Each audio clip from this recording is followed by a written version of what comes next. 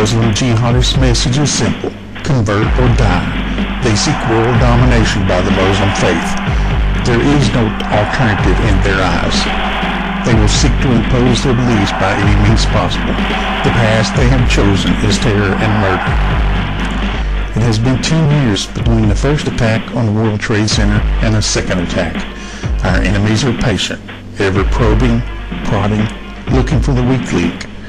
They may do 1,000 small attacks before the next 9/11.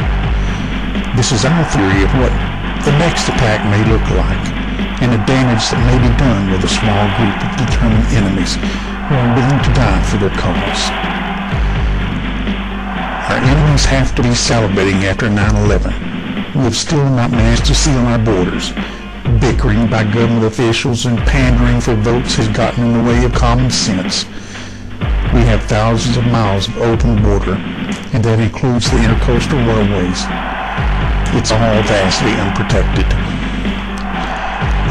The last attack was at the economic center of the country. We doubt this will happen again, since the business centers have now been moved and spread around the country, and also capable backup systems are now in place. The following is the scenario of the next attack we think may take place. Jihadists south of the border staging for an attack. Number of men, 20. They seek Mexican gang members who are willing to help them sneak across the border into Texas and California. Another group of 10 come into the Gulf of Mexico by an unknown freighter and prepare to disembark 20 miles offshore and take a small boat and head inland toward New Orleans. There they'll meet with a sleeper cell already operating in the U.S. Takes them to a safe house. Meanwhile, a group comes across the border into Texas and California. One group heads toward Houston, another toward the LA area. What's at stake? The engine that runs the country. Refineries, the blood of the economy.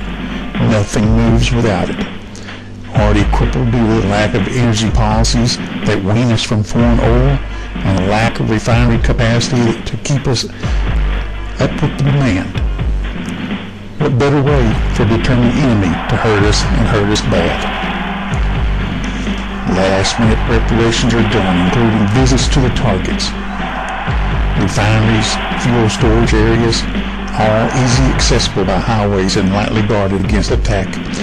Easy pickings with an easy getaway. Targeted refineries and storage areas: Exxon, Shell, Mobil, Valero, Crown. Their choice of weapons: RPGs. Just point and fire into any facility and we end up with catastrophic results.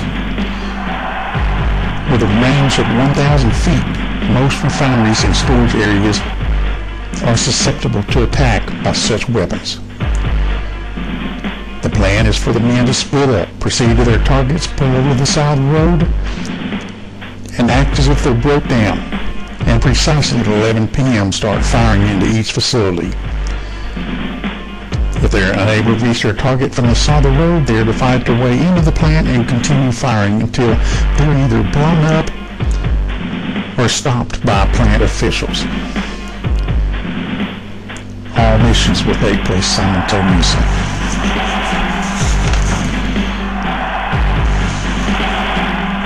The country is crippled to the point that nothing moves. Gas shoots up out of sight and is unattainable for middle class. Businesses collapse, massive layoffs, a government pointing fingers at each other.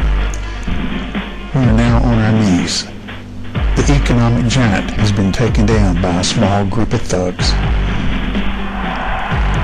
Mideast extremists rejoice, chanting, "Allah is great." You think this can happen? The jihadists plot and plan every day.